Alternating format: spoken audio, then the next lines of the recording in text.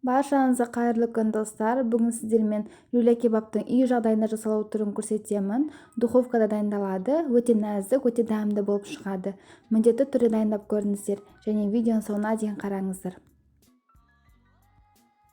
Ең алдымен біз екі пиязымызды алып турап аламыз және блендерда езетін боламыз. Немесе блендерларыңыз жоқ болса, ұсақтап турауларыңызға да болады.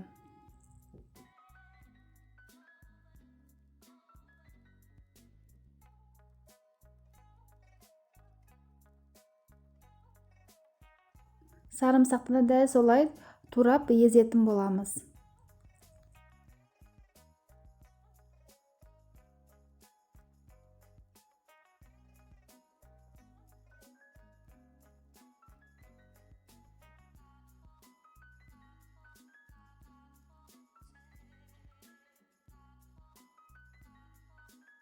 Енді фаршымызды алып, жаңа езілген пияз бен сарымсағымызды үстіне қосамыз.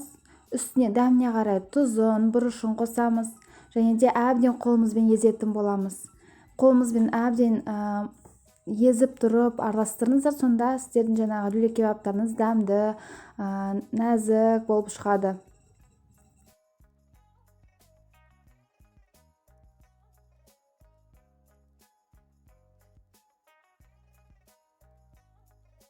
Әбден араластырып болған соң фаршымызды 30 минутқа тоңазытқышқа қойып қоямыз.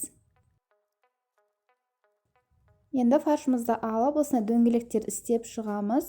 Және де мынандай спашкаларға кіргізіп, формасын келтіреміз де фольганың үстіне қойып шығамыз.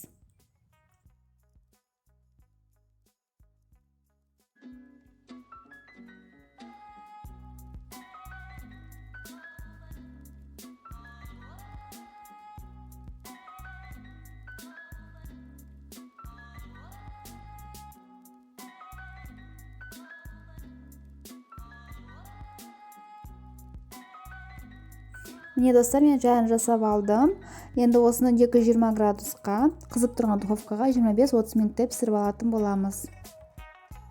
Достар, міне біздің люля кебабымыз дайын болды. Өте дәмді, өте нәзік, керемет болып шығады. Міндетті түрде дайындап көріңіздер. Және видео ұнаған болса, менің каналыма тіркеліп, лайк басып, комментарий қалдырып кетіңіздер. Сіздермен болған Айгерім.